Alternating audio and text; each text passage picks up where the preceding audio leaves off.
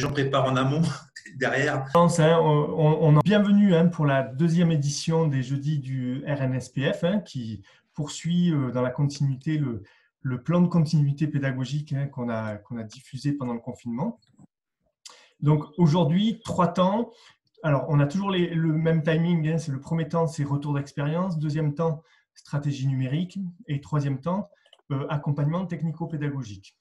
Donc, premier temps, c'est Sylvain qui est à côté de moi, enfin à côté de moi sur la vidéo, sur les petits carrés, qui va nous présenter toujours l'avancée du projet de formation des tuteurs.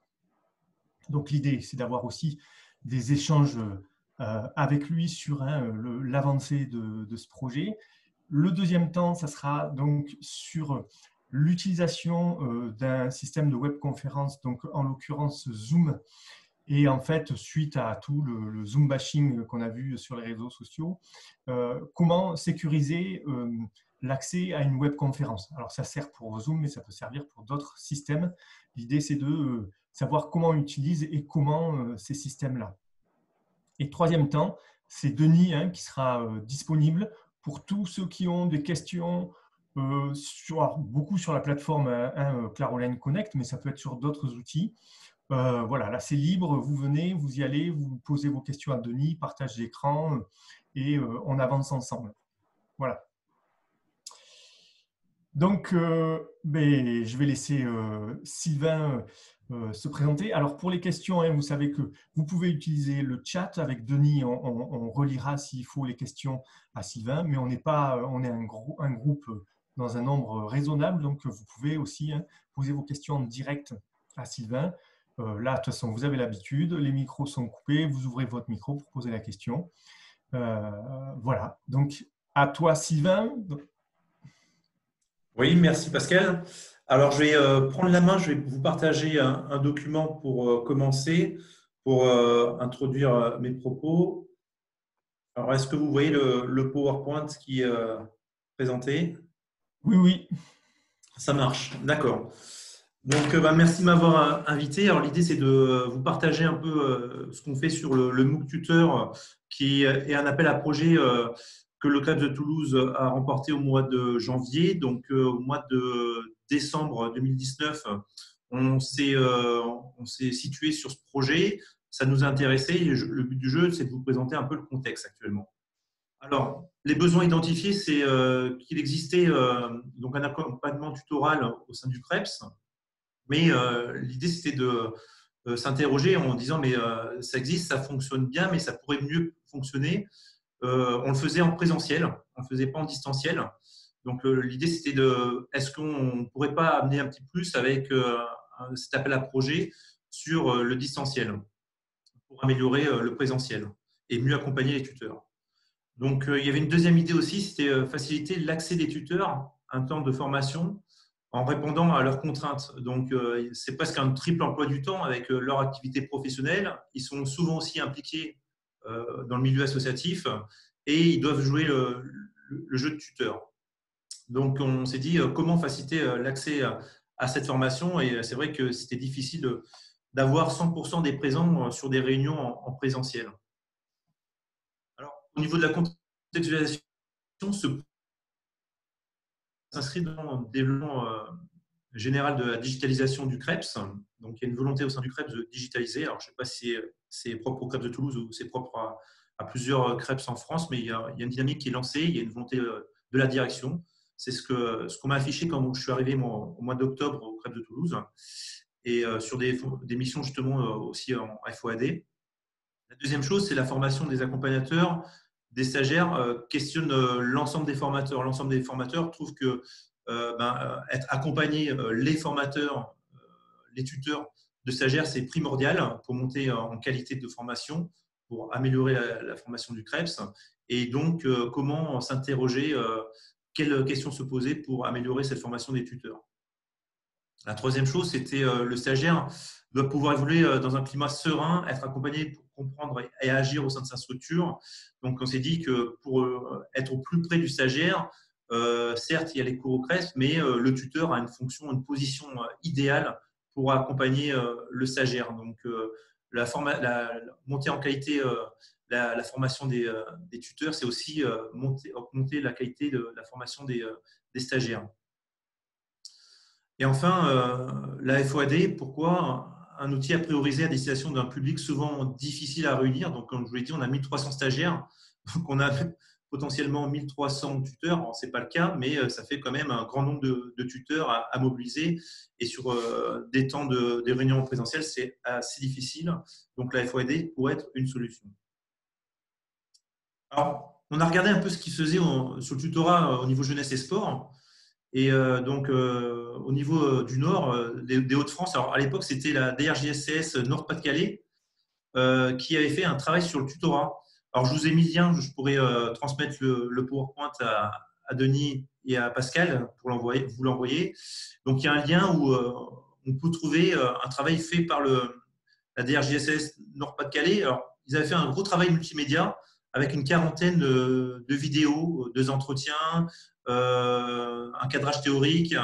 Donc, je vous les ai mis le lien. L'idée, nous, on s'est dit, qu'est-ce qui existe? Et le Nord-Pas-de-Calais avait fait un gros travail là-dessus. On a situé aussi le CREPS de Dijon, qui a fait un travail aussi où il y a des entretiens entre un tuteur et plusieurs stagiaires, et aussi des outils comme un livret d'accompagnement du tutoré et un livret du tuteur. Donc là, on a aussi positionné le CREPS de Dijon comme, on va dire, source d'inspiration pour voir ce qu'il faisait et comment on pourrait s'en inspirer pour mettre en place quelque chose sur le CREPS de Toulouse.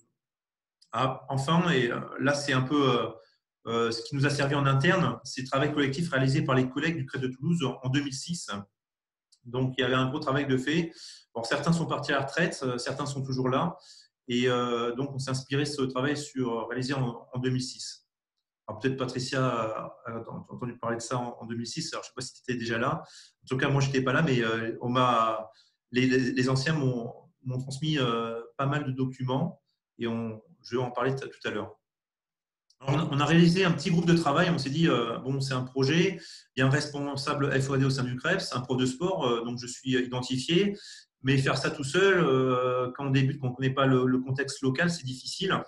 Donc, on s'appuie sur des collègues qui avaient travaillé à la fois sur le tutorat et qui se sentaient intéressés par cette thématique. Donc, on a fait un petit groupe de 5 collègues.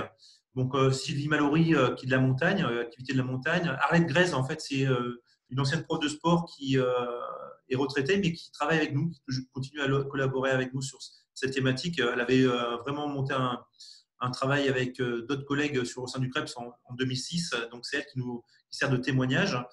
Valérie Dumès, qui est la responsable du pôle formation, qui aussi a travaillé sur cette thématique. Et Cyril Tronche, qui est formateur aussi, un collègue, sur le CREPS. Donc là, c'est le petit groupe CREPS et on est accompagné par Olivier Lerouge, donc du réseau national du service public de formation, qui est un peu notre sorte de tuteur qui m'accompagne sur ce projet. Alors en fait, on s'est dit, c'est bien de partir sur un MOOC tuteur, mais qu'est-ce qui va nous organiser? C'est surtout qui est primordial, c'est la pédagogie. Alors j'ai repris un document que Frédéric Imbert nous avait présenté il y a quelques temps, et on s'est dit, on va reprendre la taxonomie de Bloom en disant, en fait, l'apprenant, il y a différentes entrées et elle va reprendre ses portes d'entrée sur la distance, sur le distanciel. Sachant qu'en présentiel, c'est peut-être plus facile parce qu'on a les retours, les émotions du stagiaire en direct. Mais on s'est dit, en distanciel, comment on peut se situer par rapport à ces différentes portes? Donc, pour nous, il y a 6 portes: mémoriser, comprendre, appliquer, analyser, évaluer et créer. Donc, on s'est dit, la base de la pyramide, on a plus sur la connaissance et on monte plus sur les compétences sur le haut. Mais ça n'a rien de péjoratif parce qu'il nous faut des connaissances pour partir sur l'aspect cognitif et rentrer dans la compétence. Donc, on s'est dit, on va créer des activités sur la connaissance.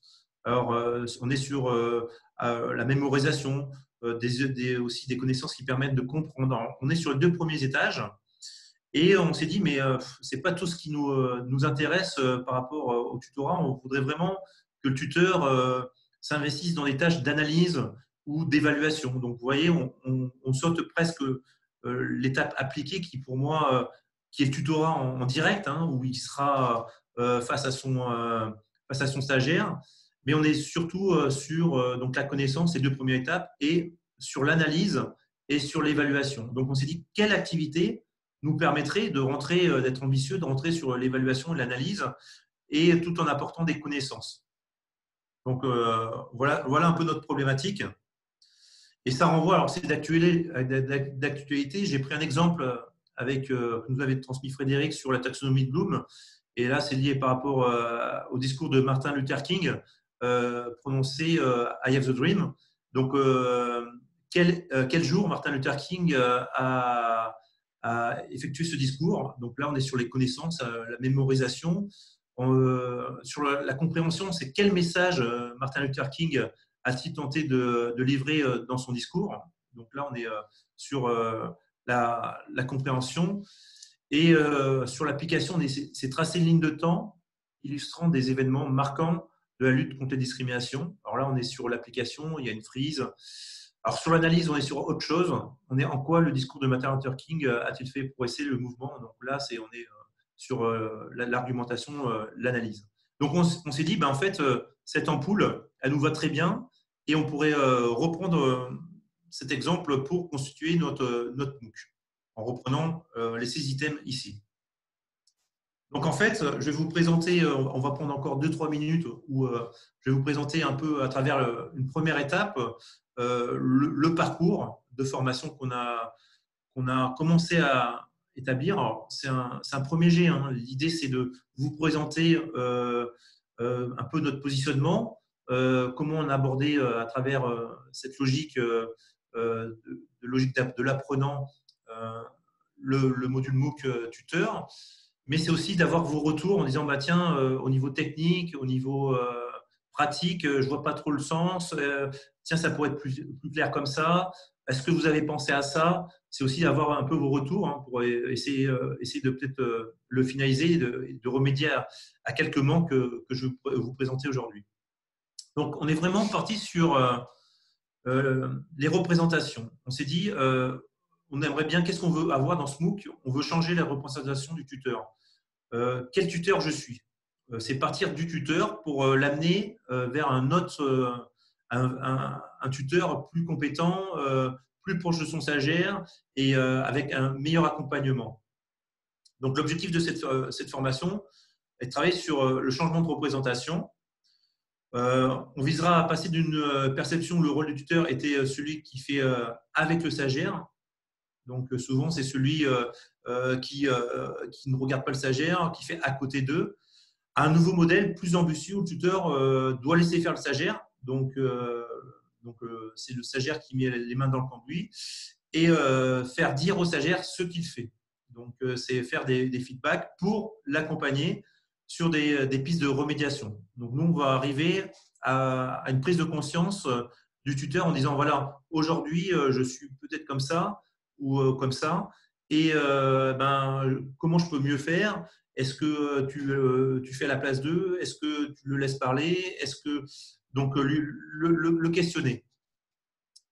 Donc l'étape numéro 1 qu'on a appelée la posture du tuteur, c'est quel tuteur je suis.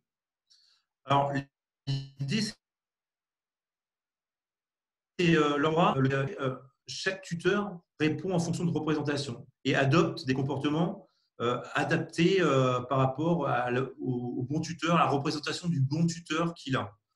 Donc l'idée, c'est de changer cette représentation du bon tuteur, peut-être qui est erronée au départ, peut-être qui est bonne, pour arriver à un positionnement, une posture de tuteur qui est la bonne. Donc ça, c'est notre première étape, ce qu'on appelle l'étape 1. On a une deuxième étape qui concerne les fonctions tutorales. Donc là, je ne vais pas trop rentrer dans le détail, je préfère vous présenter le MOOC et un peu la logique, l'articulation qui a été faite pour après avoir vos questions, vos retours. Alors, je vais basculer.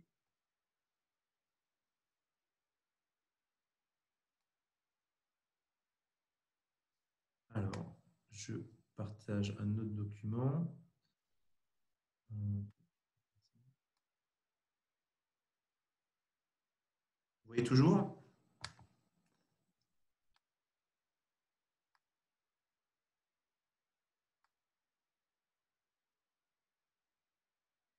Est-ce que vous voyez la page du MOOC?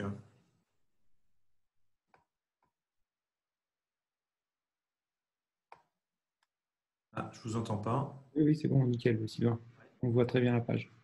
Voilà. Alors, je vais mettre en mode, on a une option en mode étudiant, comme ça vous verrez ce que verront les étudiants.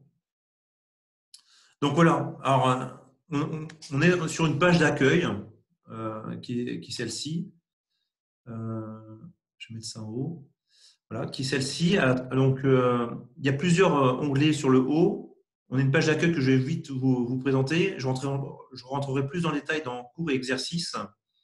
Il y a une partie communauté qui permet les échanges. Une partie attestation de réussite qui renvoie à l'évaluation certificative. Je vous expliquerai ça. Et l'accompagnement à travers les tutoriels et toutes les ressources supplémentaires à travers une médiathèque. Donc, on est sur la page d'accueil. Donc, on a une petite vidéo qui permet d'introduire, d'expliquer aux stagiaires, aux tuteurs, hein, aux formés, aux stagiaires, donc qu'est-ce qu'ils vont trouver dans ce MOOC, comment ça va fonctionner. Donc, c'est plus sur la forme pour être plus agréable que sur le fond. Comment ça marche à droite? Alors là, on est au mois de juin. L'idée, c'est de finir au mois de septembre. On est en cours de réalisation. Donc là, on a mis une petite vidéo de présentation. Donc l'idée, c'est d'apprendre, de favoriser le déplacement des stagiaires à travers cette plateforme qui n'est pas souvent évident quand on arrive sur une nouvelle plateforme. Ici, dessous à droite, on a testé vos connaissances. Alors l'idée, c'est on a un lien qui renvoie. Alors, il n'est pas finalisé, mais je clique dessus. C'est d'arriver sur un petit quiz où je clique sur commencer et un peu c'est un positionnement pour mieux savoir comment je me situe par rapport au tutorat. Alors, je reviens ici. Alors, si je descends en bas, alors, ici, on définit les objectifs. Alors, comme je vous ai dit, je vous ai parlé de la posture du tuteur, c'est notre première étape ici. Et on présente aussi quelles sont la deuxième étape avec les fonctions tutorales. Et on a défini 3 fonctions tutorales qui est accueillir le stagiaire, accompagner le stagiaire dans sa construction de compétences et évaluer le stagiaire. Alors ça, c'est un peu, on va dire, les 5 registres, on va dire les 2 gros registres, la posture et les fonctions tutorales, et à l'intérieur des fonctions tutorales, 3 sous-parties. L'idée, c'est vraiment l'arborescence qui va nous organiser, mais ça a été compliqué parce qu'au départ, on s'est dit on pourrait partir sur toutes les fonctions du tuteur, mais après, on s'est dit sur le groupe de travail, ben non, on fait marche arrière. La posture du tuteur, c'est quelque chose de fort, donc on l'a mis en première partie à part entière. Vous voyez, donc c'est une grosse partie, la posture du tuteur, et une deuxième grosse partie qui regroupe, on va dire, les fonctions tutorales à travers 3 fonctions. Donc, après avoir dit ça, on définit le public. Donc, il n'y a pas de différenciation entre les BP, les DE, les DES. Le volume horaire de formation, donc l'ensemble des 2 parcours. Donc, quand je dis parcours, c'est la posture du tuteur et les fonctions tutorales. C'est un ensemble de 7 heures. C'était un peu la commande du ministère, du réseau. Donc, à partir d'heure. Et on décrit un peu le contenu et on définit l'évaluation. Alors là, on met les coordonnées des responsables. Et ici, en fait, l'idée, c'est que les stagiaires qui veulent s'inscrire, alors nous, par exemple, on va inscrire tous nos tuteurs au CREF de Toulouse. Je cliquerai ici, je donnerai le lien à tous les tuteurs potentiels pour qu'ils s'inscrivent directement sur ce MOOC. L'idée, c'est pour être mutualisé avec les autres structures, les autres CREPS, c'est de partager cette même page et que vos tuteurs puissent aussi s'inscrire en toute simplicité à travers cette icône. Je vais revenir sur l'évaluation qui se trouve ici. Vous voyez? Alors, si je remonte tout en haut, on a l'attestation de réussite. En fait, l'idée, c'est qu'on délivre quand même une qualification par rapport au suivi de cette formation. Donc, en fait, chaque parcours aura un badge. je vous ai parlé de la posture, notre grande partie, la partie 1. Donc, en validant la partie 1, on aura un premier badge. En validant les 3 fonctions tutorales, on aura donc, sur chaque fonction un badge supplémentaire. Donc, en tout, on a 4 badges à acquérir. Alors là, on se pose la question, on a vu ça avec Denis aussi. L'idée, c'est une fois que j'ai les 4 badges, ça me fait valider un super badge. Et une fois que j'ai le super badge, donc j'ai validé mon MOOC. Et à partir de là, quand j'ai validé tous mes badges, je peux recevoir l'attestation de réussite. Et l'attestation de réussite, c'est le stagiaire. Là, on est en train de voir pour les modalités, mais l'idée, c'est que le stagiaire envoie un mail.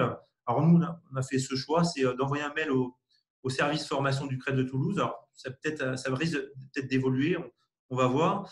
Et derrière, avec le réseau national du service public de formation, on envoie à chaque stagiaire son attestation de réussite du MOOC de 7 heures. Donc là, c'est l'explication de l'attestation de réussite.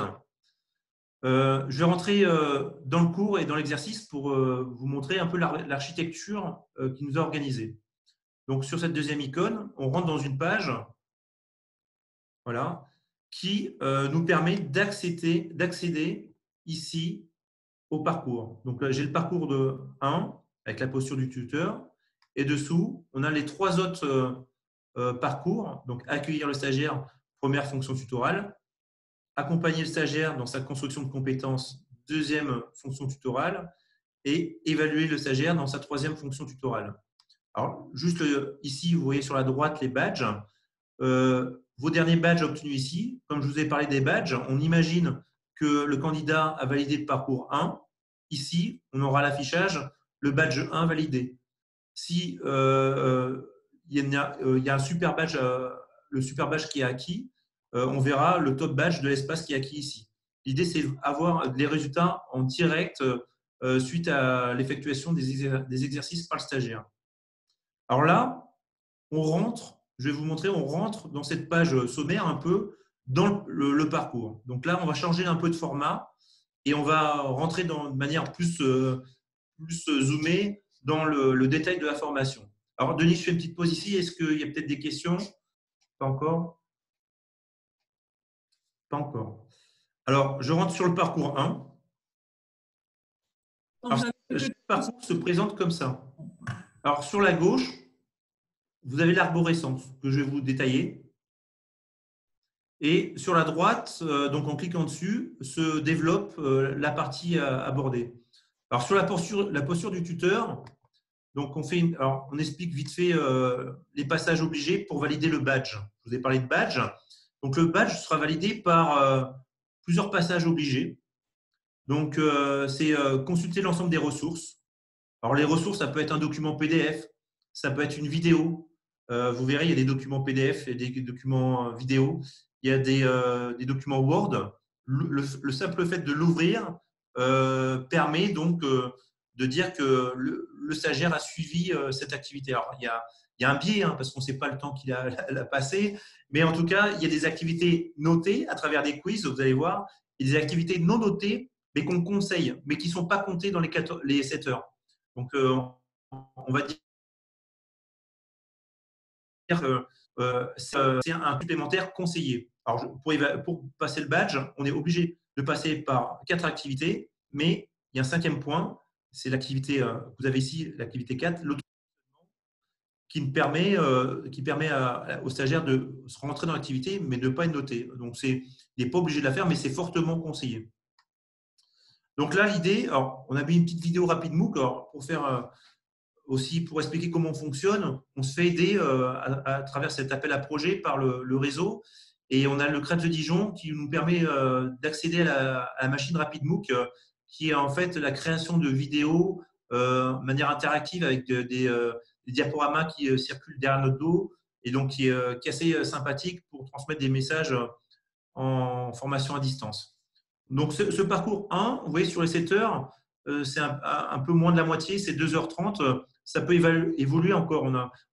L'idée, c'est d'arriver au bout, on n'a pas terminé, mais se dire, est-ce qu'on va faire un réajustement autour de 3 heures, 2h45, plutôt 2 heures. La tendance aujourd'hui, c'est plutôt 2h45, 3 heures que 2 heures. Donc, c'est une grosse partie quand même sur la posture du tuteur.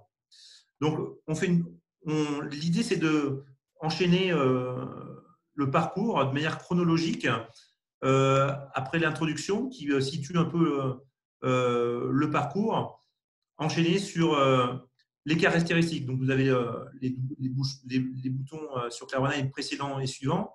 Donc, les caractéristiques du public. Alors là, on essaie d'accompagner un peu l'apprenant. Donc, dans cette partie, nous vous proposerons de visionner 3 témoignages de stagiaires.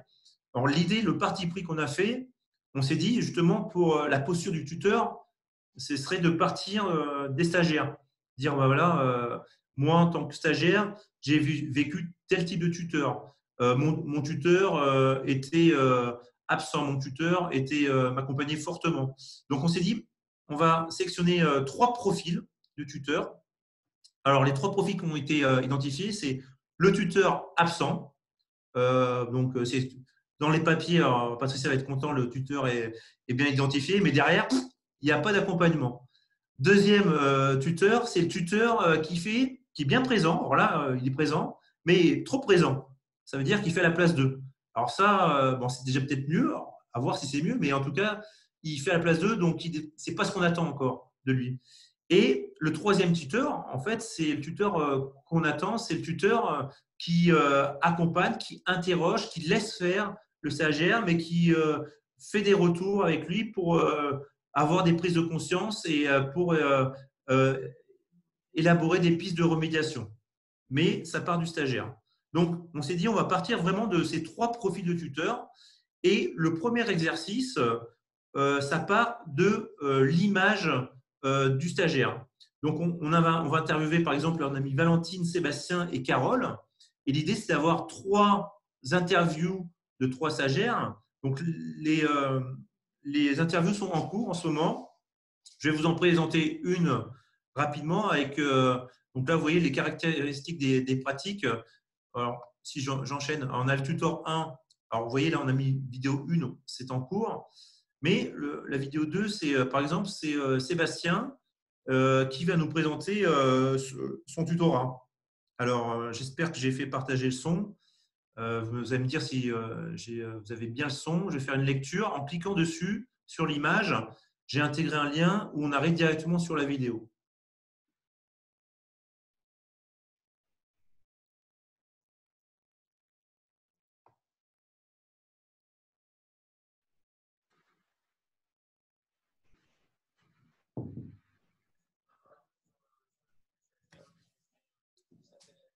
Vous entendez?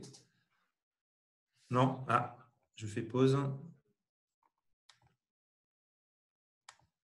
Alors, je vais faire juste une option de partage d'écran. Voilà, tac. Voilà, ça devrait fonctionner.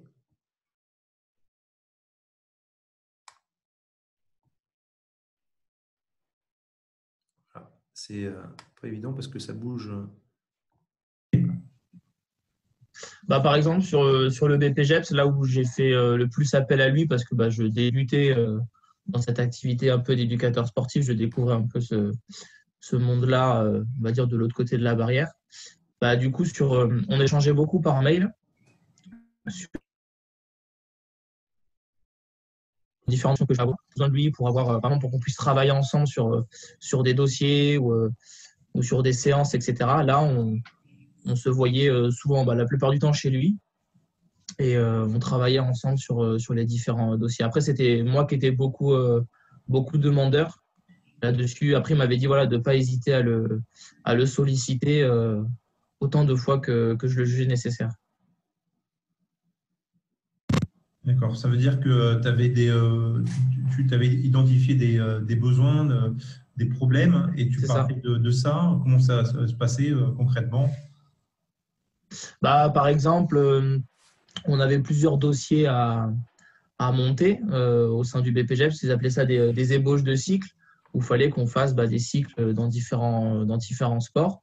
Et là, par exemple, sur ces coups-là, alors surtout au début, je le sollicitais beaucoup sur la logique de la construction de la séance, du cycle, sur les contenus aussi, où je le sollicitais beaucoup pour pour avoir ses conseils, pour savoir si j'étais sur la bonne voie, avoir de la ressource aussi, parce que du coup, forcément, lui, il était Voilà, alors c'était juste pour vous montrer un petit extrait de ce qu'on pouvait faire en vidéo. Alors, je vais remettre juste la formation du MOOC que j'ai fermé ici. Donc, voilà, l'idée, c'était de vous partager un peu un outil, donc une vidéo, où le stagiaire numéro 2, donc Sébastien en l'occurrence, nous définissait un peu l'accompagnement qu'il avait eu en tant que tuteur. Alors là, en l'occurrence, c'est un stagiaire qui a très bien été accompagné par un très bon tuteur. Et donc, nous, c'est notre tuteur numéro plus. Et l'idée, c'est de trouver deux autres tuteurs. Donc là, on est en relation avec une dizaine de tuteurs et on est en train de monter des vidéos un peu sur le même format. Et c'est de situer les trois tuteurs, vous voyez, sur vidéo 1, vidéo 2, vidéo 3. On les met un peu dans le désordre, bien sûr, on ne va pas simplifier la tâche aux stagiaires. Et l'idée, c'est qu'à travers là, déjà, il y a un premier temps de représentation, d'attente en temps, on va dire, défini. Mais le stagiaire le tuteur débutant va se dire, va encore se poser des questions en disant à quel niveau je dois me situer. Est-ce que je suis le tuteur 1, tuteur numéro 2, numéro 3 et qu'est-ce que le bon tuteur qu'est-ce que le bon tuteur doit faire. Donc, à partir de là, on met 3 vidéos. L'idée, c'est de faire un petit quiz des témoignages du stagiaire en disant tiens, Sébastien, définit son tutorat comment. Alors là, il y a plusieurs pistes. Alors, si je vais sur les quiz ici, alors, on ne l'a pas encore mis ici parce qu'il y a plusieurs formes de quiz. J'y reviendrai, peut-être que vous avez des billes à m'apporter tout à l'heure. Vous allez me dire comment, parce que vous allez voir, on hésite encore entre différents formats. Une fois qu'on a fait ça, on est rentré un peu, on a fait un premier pas dans les caractéristiques des pratiques du tutorat, en passant par vraiment l'entrée stagiaire, 1, 2, 3 et un petit quiz. On va rentrer un peu dans l'analyse des pratiques.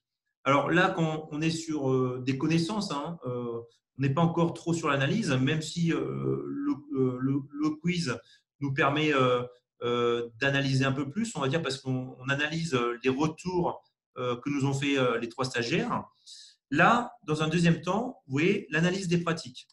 Alors là, l'analyse des pratiques, on a une petite flèche vers le bas, ça veut dire qu'il y a des sous-chapitres. Et on a créé plusieurs sous-chapitres ici. Donc, l'analyse des pratiques ici, alors, on n'a pas encore défini, l'idée c'est d'introduire les propos. Et la première activité proposée qu'on a mis en place, ce serait donc une ressource numéro 1. Alors, je vous ai mis une image dessous qui correspond aux différents types de questionnaires qu'on peut retrouver dans Claroline. Donc, il y en a 12. Vous voyez, alors, c'est assez parlant les images. Je ne sais pas si ça vous parle. C'est faire glisser l'image, donc relier les points entre eux, les textes à trous, faire glisser des images d'un côté ou de l'autre, valider des réponses avec des choix multiples, des choix uniques. Donc, ça, c'est différentes possibilités sur Claroline.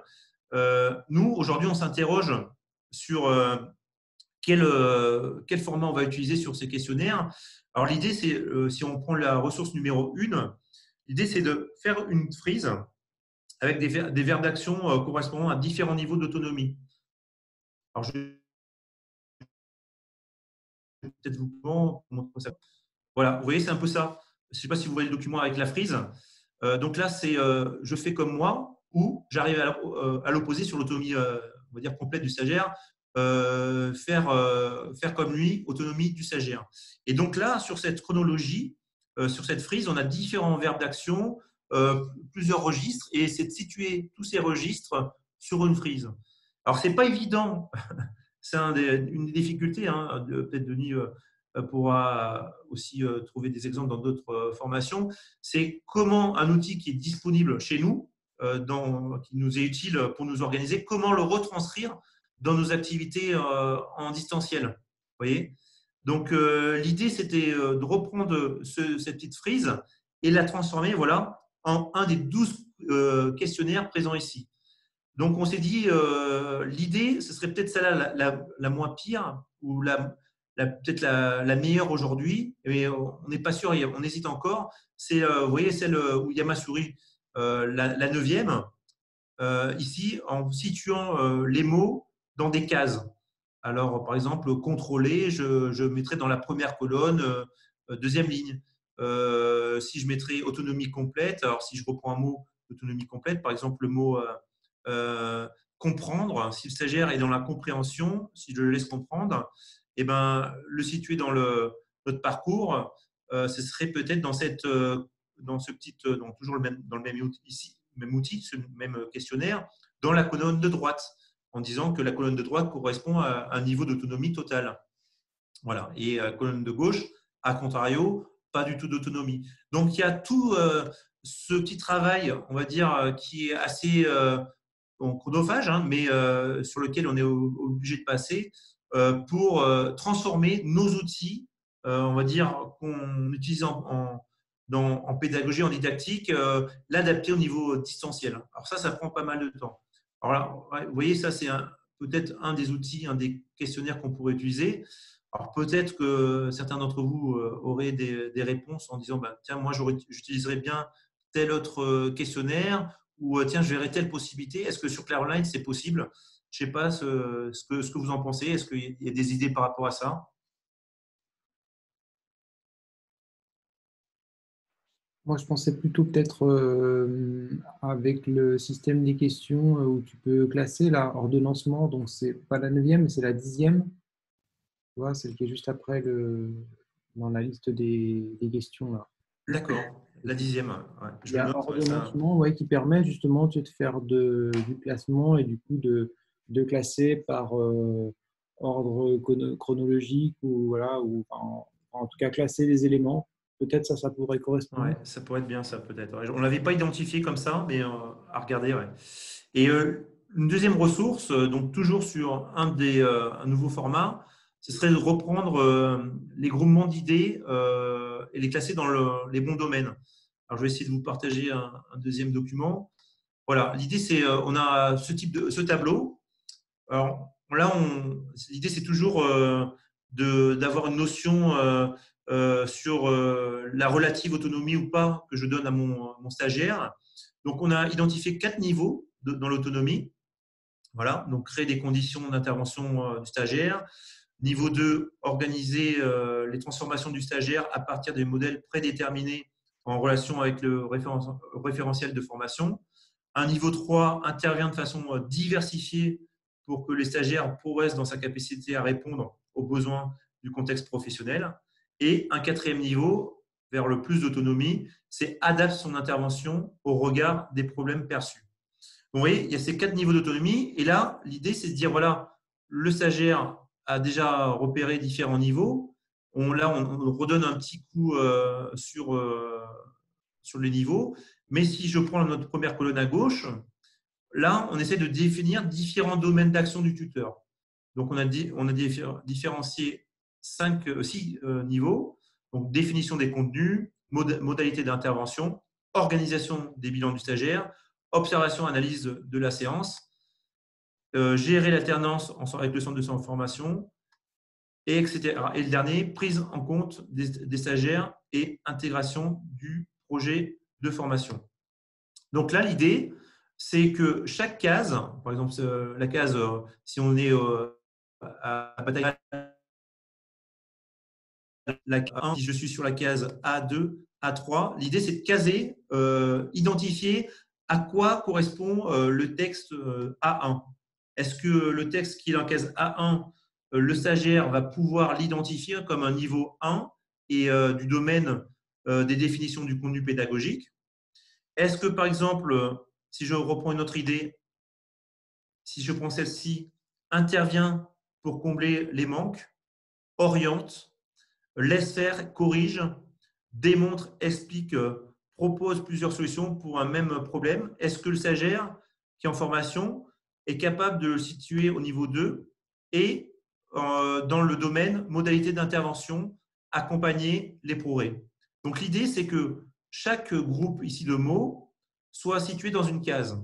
Et donc, même chose, là, c'est de reprendre un outil en disant faire 6, on va dire, chaque case correspond à une image et faire glisser. On serait, nous, sur le, vous voyez, le registre 8 là, de ce petit questionnaire. Je fais glisser le groupe de mots dans la bonne case de la bataille navale. Donc, c'est un peu l'idée pour dire, voilà, il y a une activité du stagiaire. Il doit se dire à quel domaine ça correspond et à quel niveau ça correspond. On croise les deux. On croise le domaine, on passe un niveau par rapport au niveau précédent. On n'était que sur les niveaux, sur la frise.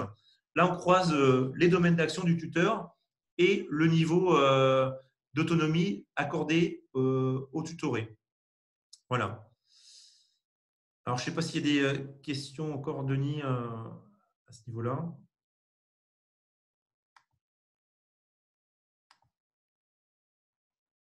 Non. Alors, voilà, c'est des activités. Sylvain, s'il y avait une question, mais c'était avant sur les tuteurs, c'est comment tu vas faire pour avoir le témoignage, c'était Marie-Charlotte Roy, d'un tuteur qui est absent. Alors, c'est vrai que tu interroges des stagiaires et pas des tuteurs. Donc, tu ne mets pas en défaut le tuteur en question, je suppose. Oui, tout à fait. Alors oui, c'est très intéressant. C'est exactement ça. On s'est posé la même question. On s'est dit, hey, ça va être un peu… on risque de casser du sucre sur le dos d'un collègue, d'un futur collègue. Et donc, on s'est dit, en fait, sur ce niveau 3, un peu le tuteur débutant ou le tuteur qui fait mal, on va jouer les acteurs. Donc, l'idée, c'était de nous se mettre à la place d'eux. Ça veut dire qu'on a le retour du stagiaire, mais il n'est pas identifié. Et à partir de là, on reprend ce qu'il nous a dit et on va se mettre dans la scénette. Vous allez voir, parce qu'il y a un deuxième temps, dans la scénette du tuteur qui fait mal. Donc, ça va être nous, ça va être les formateurs du CREPS. On se met la peau du tuteur qui fait mal. Je ne sais pas si je réponds à sa question. Oui, je pense que ça doit être ça, ou si Marie-Charlotte, tu veux témoigner, mais je pense que ça allait dans ce sens, quoi. Pas, Merci Sylvain. C'était ça. Comment obtenir voilà, le témoignage de quelqu'un qui a été confronté à un tuteur absent? Est-ce qu'après on se grille avec le lieu de stage à l'avenir? Voilà, c'était mes questions. Et du coup, savoir si c'était fictif ou réel, mais tu viens d'y répondre. Vous avez mêlé les deux, du réel et du fictif scénarisé. Voilà, parce que alors là, justement, ça fait le lien entre ce que tu dis, ce qu'on a vu avec les stagiaires qui peuvent nous faire un retour. Alors, on l'a pas, là, on a 3 stagiaires qu'on va interviewer la semaine prochaine. Donc, on va avoir ce retour espéré, on va dire, du tuteur qui est absent, qui fait mal. Et donc, à partir de là, nous, dans un deuxième temps, on doit, tu verras sur la suite, en faire une vidéo du tuteur qui regarde cette vidéo et on imagine ce tuteur qui fait mal. Et donc là, ça va être, on va se mettre en jeu, on a un acteur pour jouer le rôle du tuteur qui est absent. Et en disant, en trouvant peut-être des excuses, mais en jouant le jeu des acteurs, en disant, moi, non, j'ai toujours piscine en même temps qui prévoit sa séance le lundi, donc je ne peux jamais me libérer.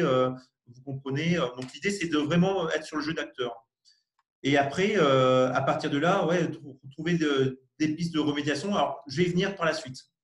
Alors, l'idée, s'il n'y a plus d'autres questions, une fois qu'on a fait ce test, situer les niveaux d'autonomie ici, l'idée, c'est de proposer au tuteur de s'auto-positionner. Alors, j'enchaîne sur l'auto-positionnement ici.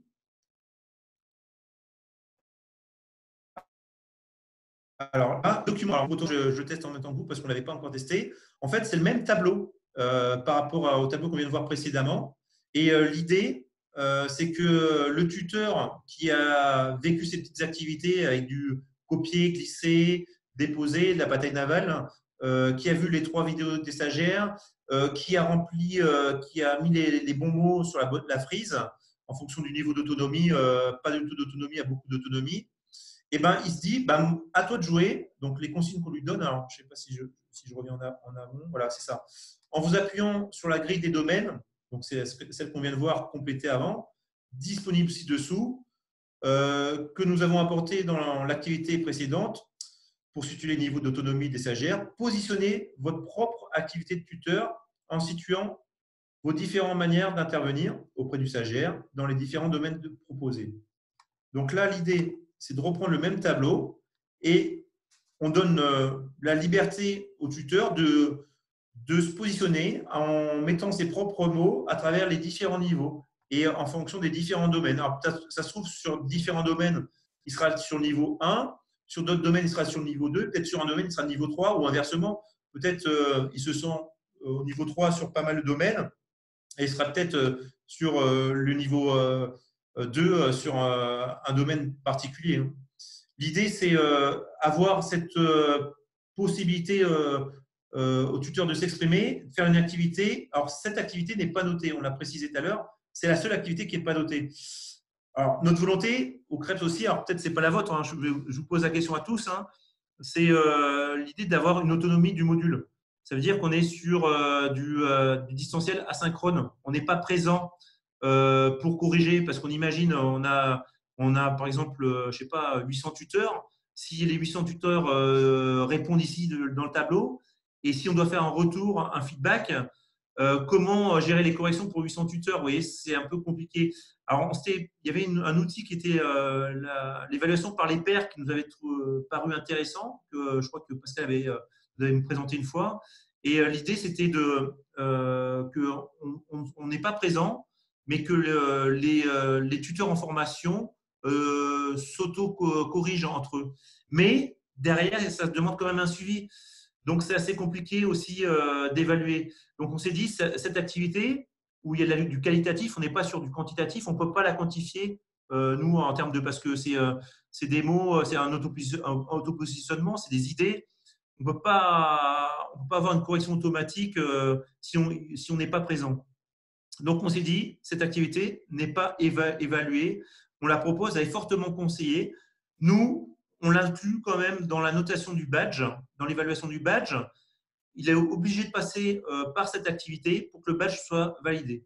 Ça veut dire que le stagiaire ouvre cette ressource, ce tableau vide. On ne sait pas s'il le remplit ou pas, mais le simple fait qu'il ouvre, c'est un peu le biais aussi. Hein, il ouvre, mais on suppose qu'il a une activité, mais derrière, on ne peut pas l'évaluer comme de manière quantitative. Donc, fichier Word ouvert, rempli ou pas, on ne sait pas trop, on espère, mais document ouvert et activité précédente effectuée compte dans la validation du badge. Voilà. Après, on a un quiz de synthèse qui reprend en fait les différents éléments. Donc, il peut y avoir une question sur les vidéos des stagiaires ici. Et pour répondre à la question de Marie-Charlotte, ici, on a, alors je ne l'ai pas précisé, c'est analyse des pratiques. Ici, on a expression des tuteurs. Donc, c'est là qu'on retrouve nos 3 interviews de tuteurs. Le tuteur 1, eh ben, c'est peut-être moi qui va être filmé ou avec les collègues en train de faire le jeu d'acteur. Le tuteur 2, c'est celui qui fait, mais qui est un peu débrouillé, mais on l'a aussi accompagné en lui disant, voilà, on n'est pas là pour montrer une expertise du tuteur. Est-ce que vous êtes prêt à jouer le jeu? Il y a quelques défauts, il sait qu'il n'est pas parfait, mais l'idée, c'est vraiment participer à la conception de ce MOOC. Il est acteur, il est avec nous, il fait partie de l'équipe. Hein. Le tuteur 3, c'est l'expert. Donc là, c'est vraiment 3 vidéos de tuteurs. Et en fait, à quoi correspondent ces 3 vidéos de tuteurs? On reprend les 3 vidéos de stagiaires que les tuteurs regardaient. Donc, tu viens de voir 3 vidéos de stagiaires, où tu te situes.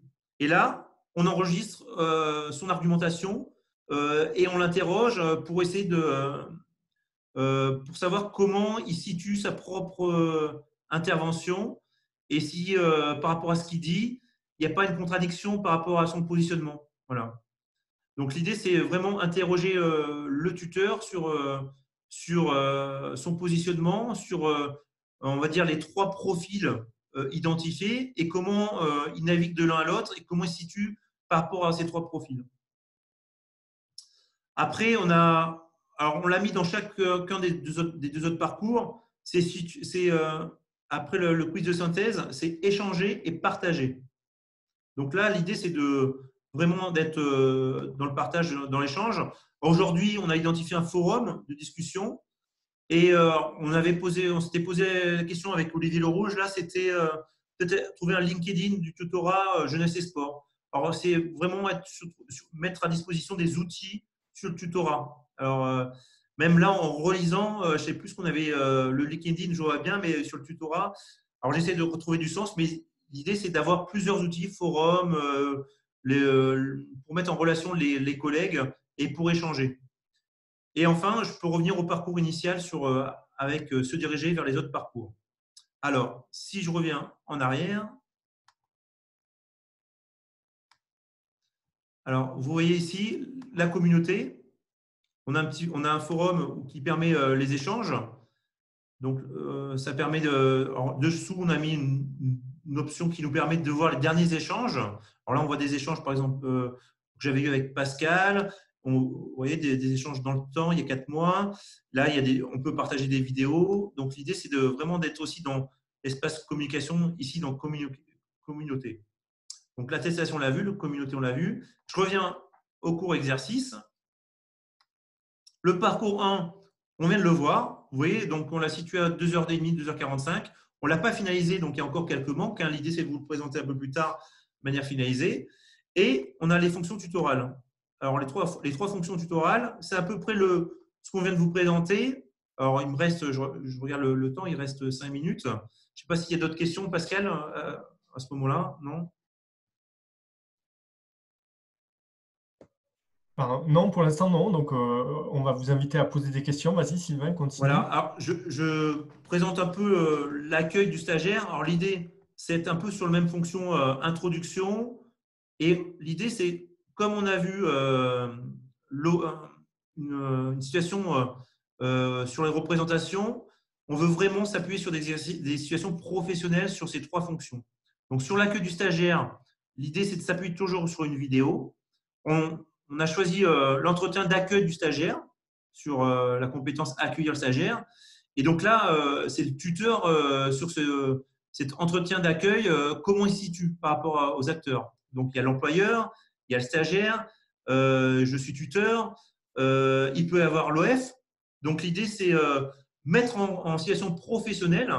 Alors, on a parlé pendant le confinement beaucoup, j'ai suivi des échanges sur l'AFEST en situation professionnelle, alors, qui met en situation d'entretien les personnes accompagnées. Donc, l'idée, c'est vraiment d'évaluer les personnes en situation professionnelle. L'idée, c'est aussi d'avoir un peu une scénette.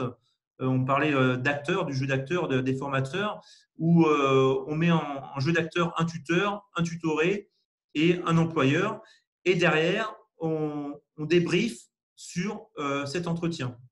Et on introduit des notions et on réagit par rapport un peu aussi aux idées reçues ou pas exprimées par le tuteur. Et derrière, on finit par un petit passage obligé de l'entretien d'accueil où là, on pose sous forme de quiz des questions et où on donne l'ensemble des éléments, des documents qui permettent d'avoir la connaissance de l'entretien d'accueil. Et on finit aussi sur échanger, partager et se diriger. Donc ça, c'était la fonction numéro 1.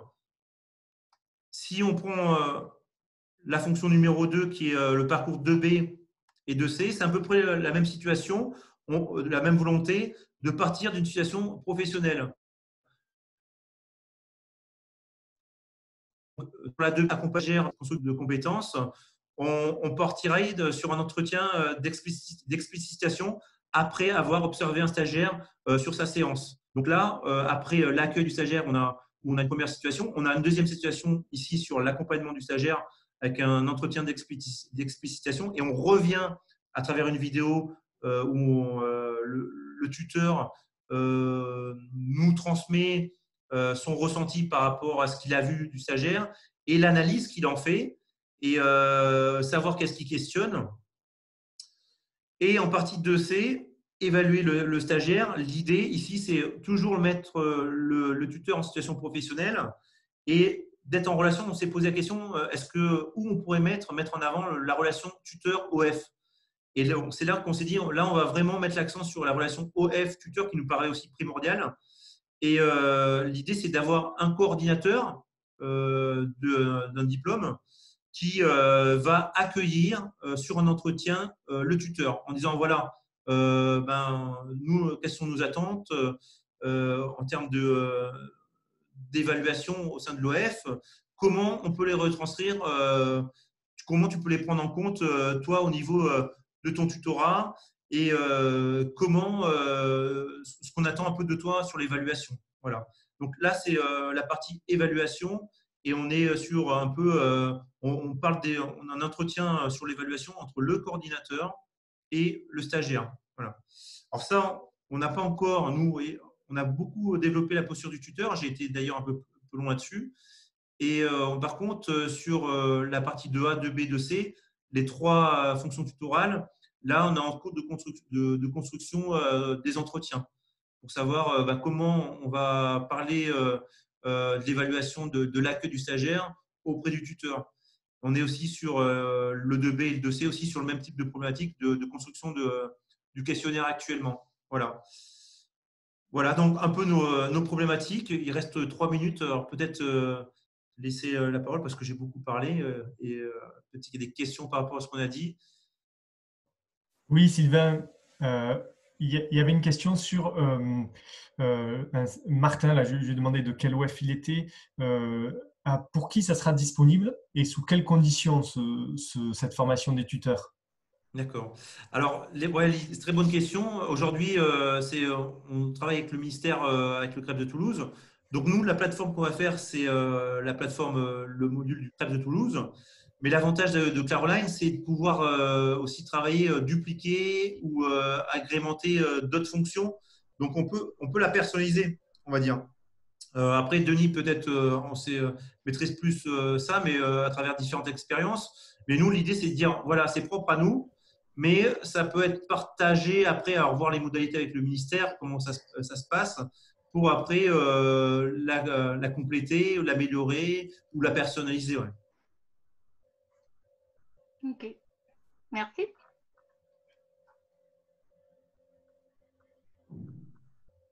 Alors, aussi une autre question. Alors ça, et bien sûr, la question du partage des contenus, c'est une question qu'on discute avec l'équipe technique du réseau numérique national. Avant, ça ne se posait pas parce que de toute façon, il n'y avait pas de contenu mutualisé. Et maintenant, ça peut se poser parce qu'il y en a. Donc, c'est des questions qui sont plutôt sympathiques parce que ça veut dire qu'on a produit et que les collègues produisent. Mais ça arrivera petit à petit. Il y avait des remarques, c'est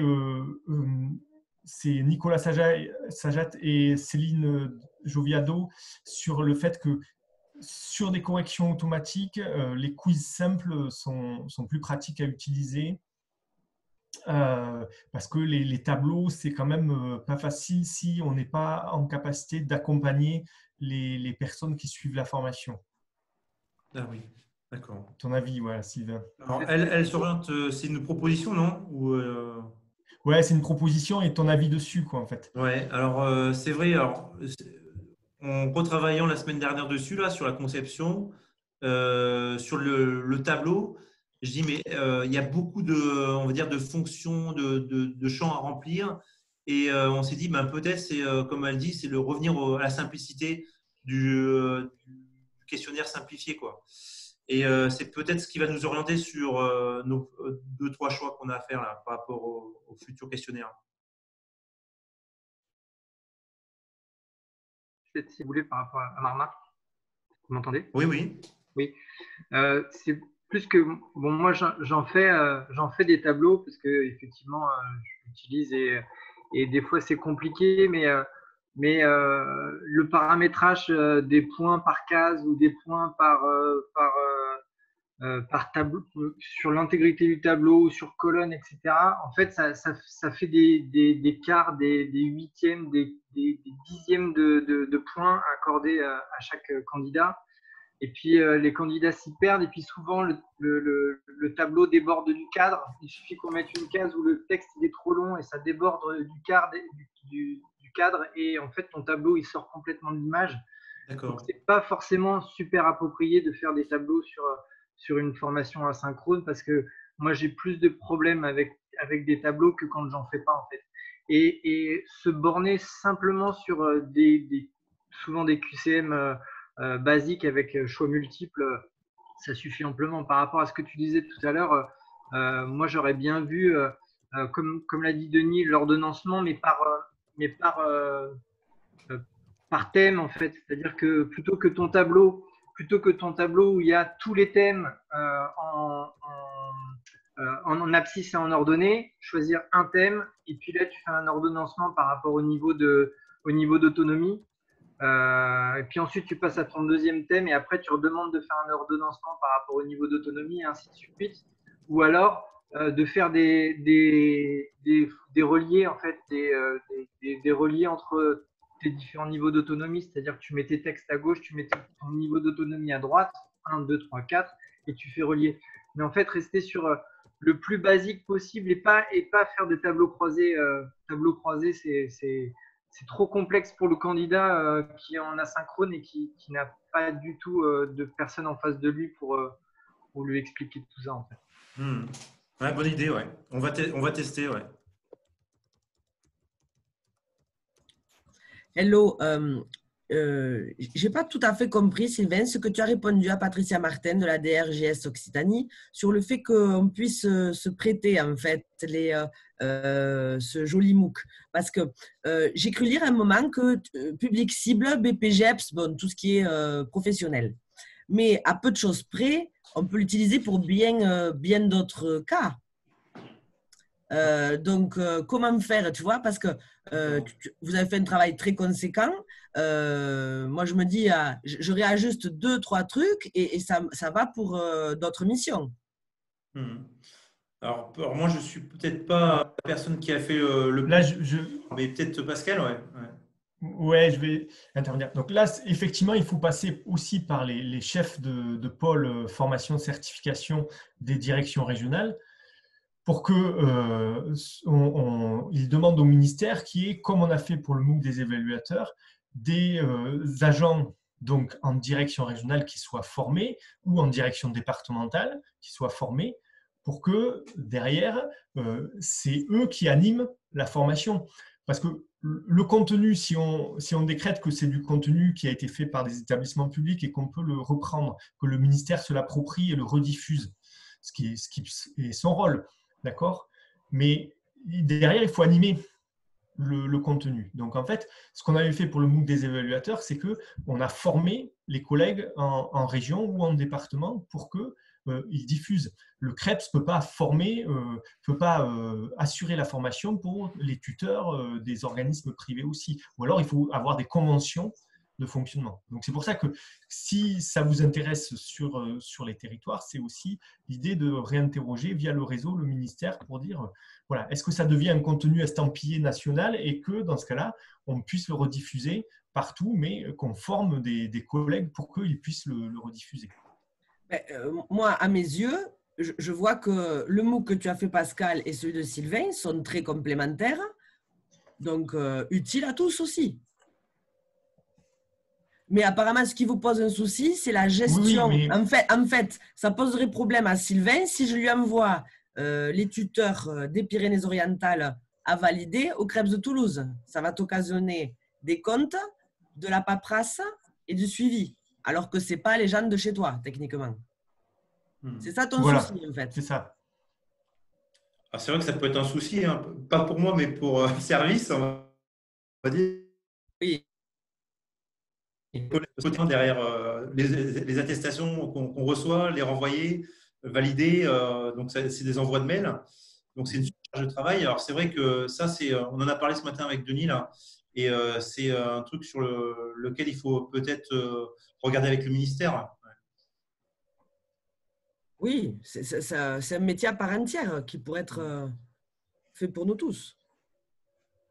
Mais il faut que les demandes remontent au ministère, parce que si ça vous intéresse, voilà, il faut faire remonter au ministère que ça vous intéresse de le diffuser et que vous êtes prêt à le prendre en main et que ça demande juste quelques petits accords, voilà, une organisation, pourquoi pas chapeautée par le On fait une évaluation à la fin de nos temps, là? Parce que est-ce qu'on l'écrit à la fin pour une évaluation en disant oui, on le veut et vous faites remonter? Comment on fait?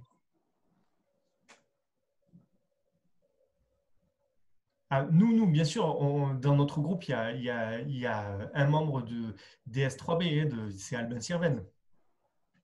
Donc, il remonte en direct ce qui se passe dans ces temps-là au bureau. Mais le fait que ça remonte aussi par les services, c'est important. D'accord. Bien reçu. Parce qu'on ne va pas se décarcasser si personne ne veut l'utiliser. Mais là, comme on voit que ça fonctionne, que les gens sont intéressés, se disent on aimerait bien le prendre pour former nos tuteurs ou dans nos établissements ou voilà. Donc là, ça amène à la réflexion, à se dire si on fait quelque chose, ce n'est pas pour rien, quoi. Tu vois un peu la démarche, quoi. Oui. Du coup, Ophélie du Krebs de Vichy, moi je trouve que c'est vraiment une très bonne idée et que ça nous serait vraiment très utile pour compléter ce qu'on fait avec les stagiaires. Et donc, par rapport au Krebs, c'est la même démarche, c'est à nous de faire remonter par nos directions les besoins. Alors, entre Krebs, vous pouvez vous entendre directement. Là, tu peux t'entendre avec Sylvain et c'est beaucoup plus facile de s'entendre peut-être ou plus difficile, je me trompe peut-être, je ne sais pas. En tout cas, c'est chacun qui s'accorde. Mais c'est vrai que la volonté du réseau numérique national, c'est que ça soit possible et qu'on va faire tout notre possible pour que ça soit facilité, que voilà, ces contenus-là ne soient pas reproduits par chacun voilà, dans son coin, que justement, comme dit Sylvain, mais aidez-moi à l'améliorer.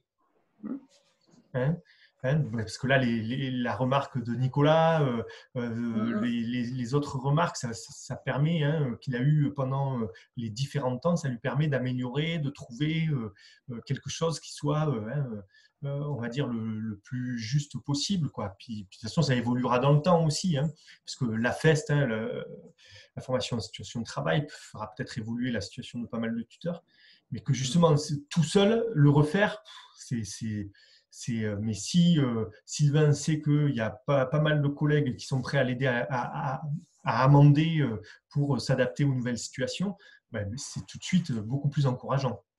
Ophélie, j'ai entendu ta question. Donc, je le ferai remonter et c'est vrai qu'on peut se mettre en relation après, on pourra voir après. Oui, ce serait intéressant. Aujourd'hui, autour d'une même table, ça permet de faire avancer les choses. Donc, Ophélie, tu es en relation avec Sylvain, il n'y a pas de souci. Voilà. Mais les collègues des services aussi, des fois, ça demande un peu plus d'huile dans les rouages, mais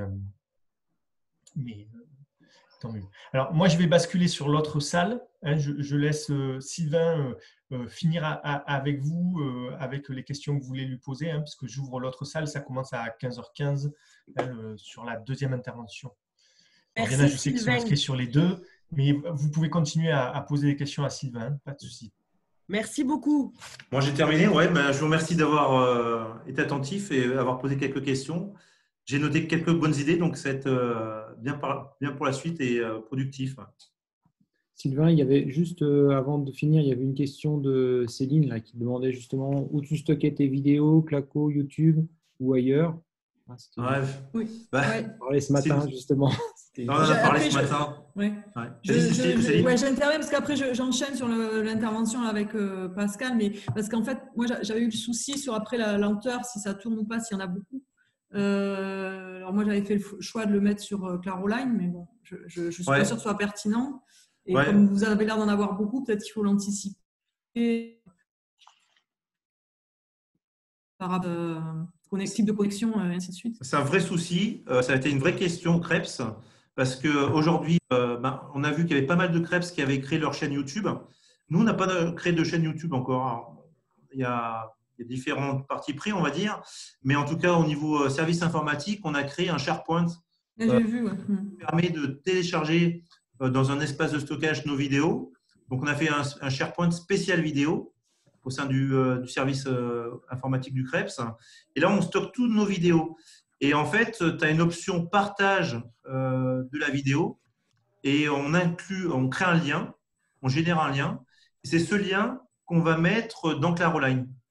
Donc, en fait, on dit, par exemple, tu vois, l'image que tu as vue immobile du tuteur, du stagiaire Sébastien Vuillon, ça, c'est une image Et dessus, j'ai incrusté le lien de la vidéo du SharePoint. Donc, en cliquant sur l'image, ça ouvre la vidéo du SharePoint.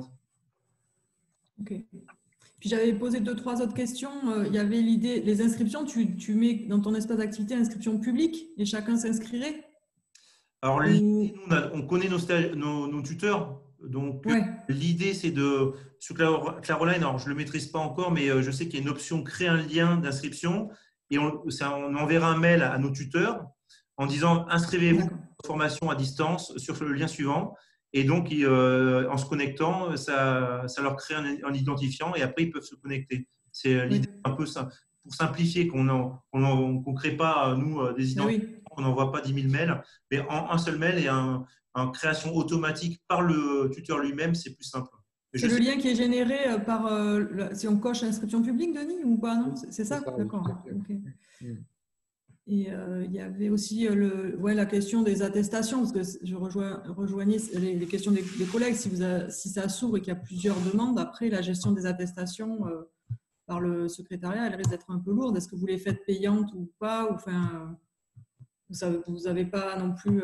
ça peut être une façon d'avoir une partie de la gestion administrative prise en charge. Tout à fait, oui. Aujourd'hui, c'est une question qu'on se pose. On n'a pas encore fini, on va dire, d'aborder ce sujet. C'est un sujet d'actualité, mais on n'a pas encore tranché. D'accord. Ouais. En tout cas, bon boulot. Je vous quitte parce que j'enchaîne de l'autre côté, mais c'est un beau boulot. Bon courage. Merci. Et amitié aux collègues du CREPS, à mes anciens collègues. Ça marche. Merci Céline. Salut.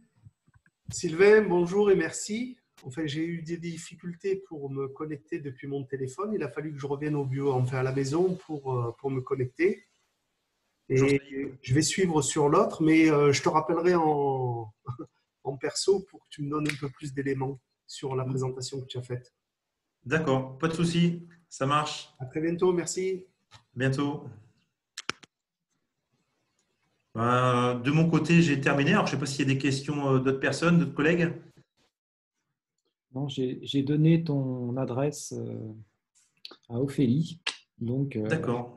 Elle va se contacter, du coup, maintenant. T'es pisté, hein, donc, du coup, voilà. Donc, voilà. Salut Frédéric. Ça va ça va. C'est un peu rouge aujourd'hui, là. J'étais dans les vignes derrière et du coup, c'est l'herbe du vin qui te donne ce côté rouge. C'est la piste du tutorat. Ah, oh, c'est beau ça. Bon, c'était cool, bien. Voilà. Merci à tous et à bientôt. Donc, Ophélie, par mail. Alors. Ouais, ça marche. Allez, bonne fin de journée. À bientôt. Au revoir.